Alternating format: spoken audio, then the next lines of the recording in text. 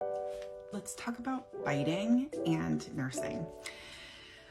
I am working with several clients right now who are working through biting, have dealt with biting recently in the past, and are trying to kind of get through this little phase in their breastfeeding journey, because often it is a phase. And if we can just kind of find some strategies that work, push through it, they quickly lose interest in the biting and it stops. So you're gonna hear the advice a lot to unlatch baby, put them down, say, no, that hurts mama, walk away, this type of thing. I am gonna tell you to do something different. So I've seen a decent amount of nursing aversions or breast aversions come about after this type of response. And I'm not saying that it doesn't work for some babies, because it very well can. But I think there's some other things that we could try, and maybe those might work too. So the first is baby teething. If they're teething, offer lots and lots of opportunities for biting, chewing, clamping outside of when you're nursing.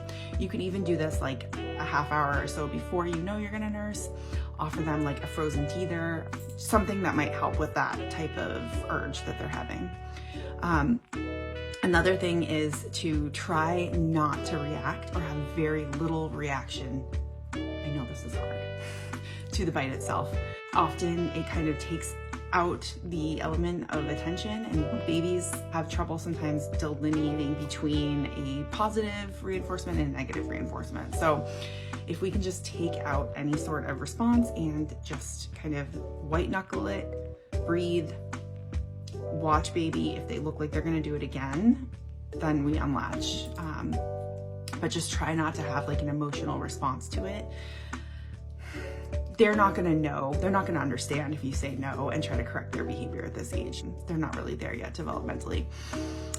Have them hold a small toy or a measuring cup or anything small that they can hold in their hand while they're nursing that might kind of distract them.